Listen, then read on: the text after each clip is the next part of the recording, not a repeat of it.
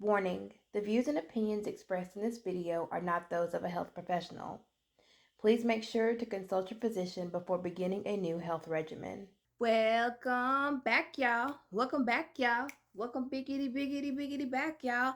Hey, you guys, and welcome back to my channel. If you're new here, hi. My name is Kelsi, and I'm here for you guys every Sunday and Wednesday, sometimes more, sometimes less, to talk about my VSG journey.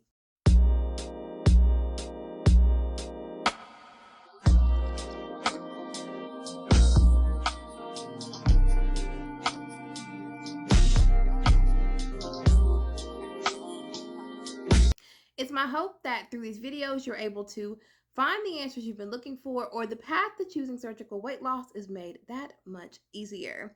Hey, you guys, and happy Sunday. I hope you guys are having a wonderful, wonderful day so far. Today is March. Editing Kelsi here. I don't know what it is about these damn dates that I can't get right. It's clearly May. Y'all, just pray. Pray that the Lord bless my soul, because it's May the 23rd, not March. Come on, Kelsi. The 23rd, and I am so happy to be sitting down with you guys to talk about a topic that's been heavy on my brain this week, and it was also a request from one of you. So I was requested to do an eating out after VSG surgery. I don't typically go out to eat, but I know, and there are some instances in our lives where we have to actually eat out. So I did want to give you guys little tips and tricks or some information in regards to that, because I know that life still happens. I know you guys that are moving on to your normalizing and maintaining stages after your post-op phases, that this is a real and true point of your life. So this is such a learning curve for me. I've learned every day, and of course you guys know I have my book here. I learned every day. When I first had weight loss surgery, I never knew what to eat, and that's like at home, out and about. I didn't realize that okay, this is new. I'm gonna have to have snacks with me. Look, y'all, I always got some trail mix in my purse, because you never know when you're going to need an additional snack, and it's so important to keep your calorie intake up and also keep your protein intake up, because you don't want to be left or stranded in a situation where you don't have the adequate stuff to eat. Editing Kelsi here again. I said that to say you never want to be put in a position where you don't have the correct food, because then you'll be kind of forced to eat things that you don't need to eat. So it's important that we have the right food when we're out, or at least have a snack, because you get hungry. When you start progressing in the phases of your post-op, you do begin to get hungry more often than you were before. So I think it's important to have like a snack, or just a quick, healthy something to curb that appetite that you have, because you'll end up getting something unhealthy at a fast food joint, or a bag of chips, which we all know are slider foods, and they're easy to eat because they don't fill you up. And so you're like, well, I can grab a bag of chips because they're easy to eat, and I'll just pop them on back and it'll be all good. And let's try to avoid that. So that's why I'm saying, make sure you have a snack or something stashed away somewhere in your car, whether it be a beef jerky or a cheese, anything. So post-op and pre-op, when I was just doing my normal dieting, I found that keto was a very easy and realistically maintainable lifestyle for me. What does keto mean? Keto is short for ketogenic, referring to a diet that is low in carbohydrates but high in protein. While originating as a medical diet, it's popularly associated with weight loss. Able to enjoy the foods that I prepared on keto, because I'm a big fan of dairy and the different meats and cheeses that I could still indulge in that would otherwise have to be cut out of other diets. So keto is my choice of lifestyle. Now, this may not be your cup of tea, and that's fine. There's plenty of other avenues that you can go, but keto definitely fits me perfectly. I don't do bread, or if I do bread, it's very, very, very light, like a tortilla, or a keto bread that I eat in moderation. It's definitely, it fits my lifestyle.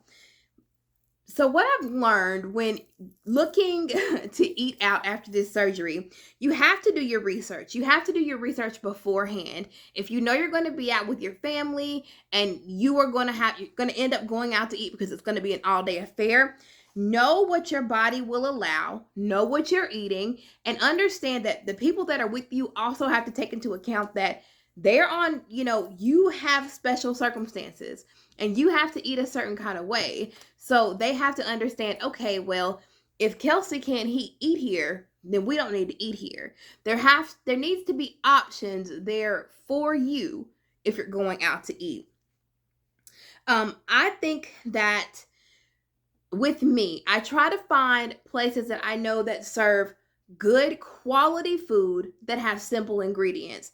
I think the easiest way for me to remain in a good area with my diet and with my nutritional intake is that I focus on whole nutrients, whole ingredients.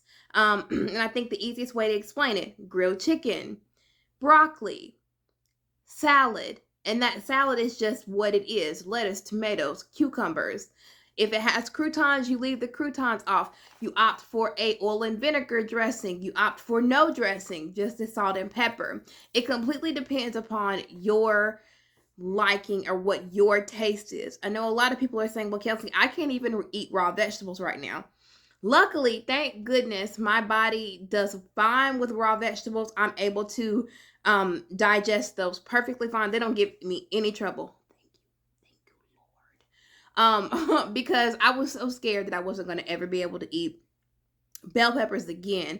And that is like my number one go-to favorite snack. You slather a little bit of cream cheese on that bad boy and eat a piece of pepperoni with it, y'all. Anyways, you want to be able to boil those ingredients down to their bare nothing and they still are recognizable. I don't want all the additives. Like, even if it's just a piece of grilled salmon and a side salad or a grilled piece of chicken with green beans, you really have to be careful about what you're eating and what you're putting in your body, because you don't want to begin to allow your body to become dependent on those processed foods that you were dependent upon before, or that your body would begin to crave. When you have a little time and you're able to sit down and think about it, plan ahead, your day. If you know you're going to be in a certain part of town, or if you're going to a certain area, look at those restaurants in those areas, because it will allow you to map out where you can go and eat and where you can't. Like, I'm gonna be honest with you guys: McDonald's, Burger King, Taco Bell, although I love those places, I probably won't eat there in a really long time. I probably won't, because those ingredients aren't easily identifiable and I don't feel that they're healthy for me right now. And when you're planning, you want to avoid food items that have certain words and terms in them. I think the easiest way for me to identify those, because even though they're on the light menu, they'll still be totally full of carbs and fats and sugars. So you want to be careful about Alfredo or au gratin, which typically indicates a cheese sauce, which is typically not cheese. It's more of like a Velveeta block, or, you have to be careful with that. Uncrust or crusty, which typically is going to point you towards a breaded or a fried coating. Tempura or deep fried, which means it's boiled or fried in fat. Sauteed, cooked in butter or oil. That's okay. Sometimes you just have to be careful about what type of oil and what type of butter it's fried in. Margarine, we don't want to do margarine. Crispy or breaded, as I said, fried. The trick to successfully eating out is to read between the lines. Words like steamed, broiled, boiled, roasted, and garden fresh typically indicate a healthier option. Restaurants want your business, so ask, what is okay? I see you have a garden fresh tilapia. what is in this tilapia? Or you have a fire roasted chicken breast. Can you tell me what that consists of? Or can I have the dressing for my salad on the side? Or can I have no dressing at all? Even if it says it comes pre-tossed in it. And before you even eat or before you begin eating your meal, ask for your to-go box early. There's nothing wrong with saying, hey, when you bring my meal out, will you bring a to-go box as well? It doesn't matter. It's none of their business if you don't eat all your food. It's your choice. And you don't want to feel pressure to continue to eat after you've already hit your max. Or, at like Mexican restaurants or Outback or Logan's, they give you Texas Roadhouse. They give you that big, delicious basket of rolls and chips and, butters and all these things. And you can say, hey, do you mind not bringing the chips or the rolls or the butters or the, those things to the table? And of course, they're not going to bring it. My husband, on the other hand, he likes the rolls, the chips, the butters, the cheeses. And so he'll just say, hey, when you bring my food, will you bring me rolls? And that works because then I'm not tempted to say, hey, well, can I just have a little bite of your roll or a little piece of your roll? Because I feel like that begins, you start to go down that slippery slope. Rolling with the homies. Rolling with the homies. Oh, hi. Oh, don't cry. I'm sorry. That's what I feel like I'm doing. And so here are some tips and tricks for when you're going out to eat. Just, some ways to be able to make it more comfortable for you. Try sharing a meal. I do that all the time. I share with my 13-year-old. It just works out. He eats a lot, but typically what I take from his plate doesn't affect what, he's eating, because the portion sizes that are served at restaurants are so big anyways that they're not, typically someone won't notice. Ask for a to-go box when your waiter, brings your meal, or, when you're ordering your meal. I'll have the garden salad and the chicken breast, and when you bring my meal, could you please bring a to-go box? Order a half portion or a lunch portion or the kid size. Sometimes you go to restaurants and they're like, that's only for 10 and under. And I've had to ask for the manager. I understand, but this is not to save money. I'm not trying to save money. My 13-year-old is ordering a regular size entree. It just doesn't make any sense for me to order a full size. And typically they'll give you the kids meal without any issue. But I have had to ask for the manager, baby, because you're not finna tell me no. And y'all, ooh, there go a dislike, there go a unfriend, unsubscribe, whatever it is, unfollow on Instagram. That's my choice. Please don't call me a Karen. Okay, anyways. If you're getting dressings or sauces, get them on the side. Avoid soups as they are in high fat. They are high in fat and low in protein. I bet y'all ain't think about that. Now, it's different when you're on your pre-op or your post-op diet and your pre-op diet. That's the whole part. I mean, you're trying your hardest to shrink that liver, to get off any excess weight, but soup shouldn't be one of your main entrees or your main focuses after the surgery, because it doesn't really provide any nutritional help or nutritional assistance that we need in this stage. Always look for the low fat or heart healthy items. And that's just a rule of thumb where you go anywhere.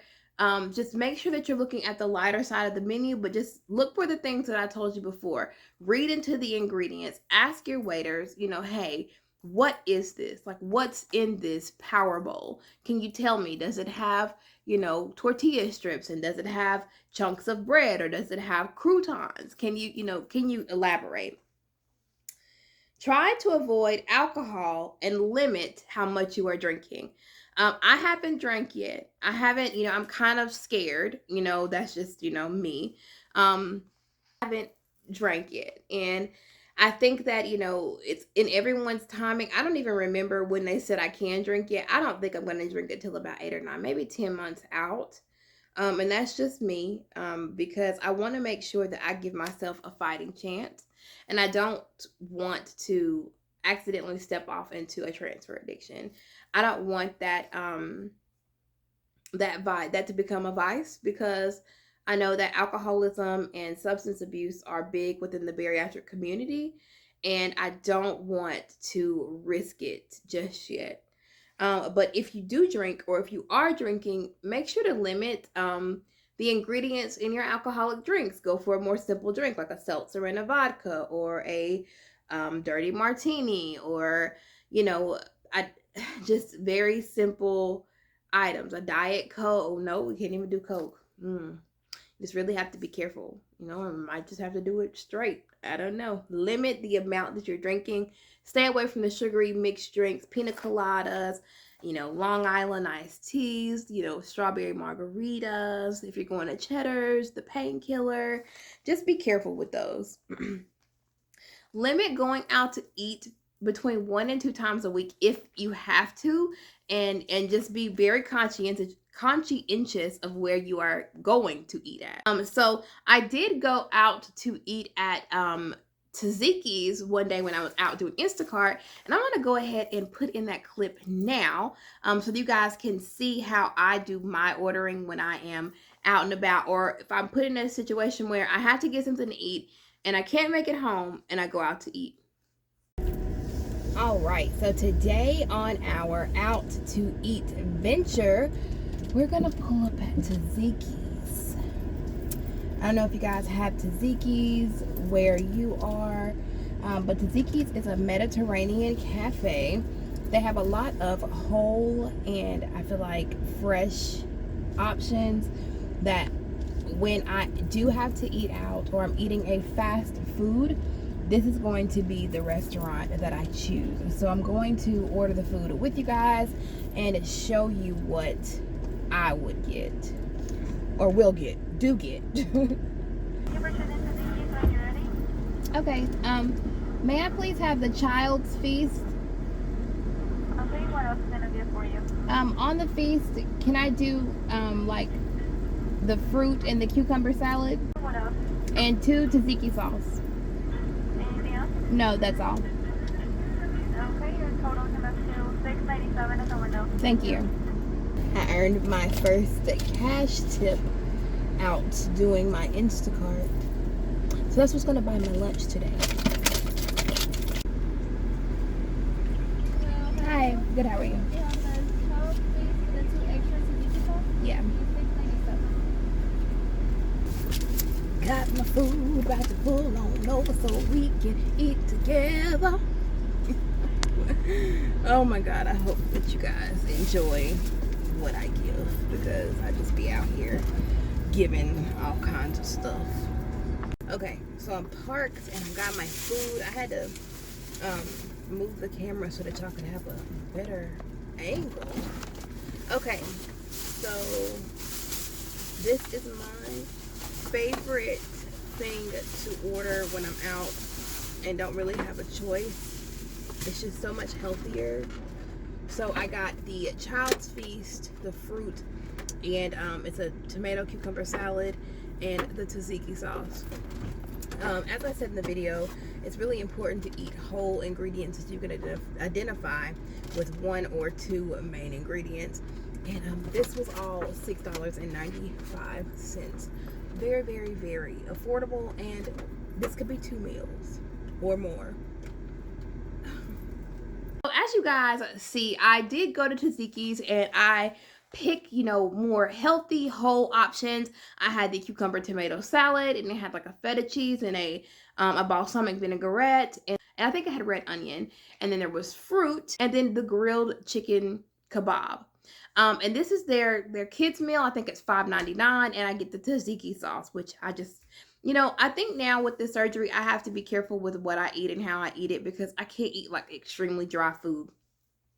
So I have to have some sort of sauce to go with my meat, especially with chicken breast, because chicken breast can be very, very, very dry.